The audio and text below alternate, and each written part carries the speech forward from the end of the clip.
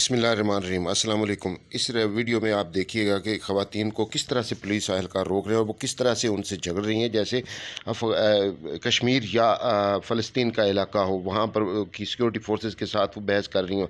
ये वाक़या इमरान खान की जो आज लाहौर में निकाले जाने वाली रैली थी, उसको रोकने के लिए जो सिक्योरिटी तैनात की गई थी, उसमें पेश आया है। आप सुनिए अपने इन अल्फाज में जो ख़वातीन जो है वो पुलिस एहलकार को कह रही हैं।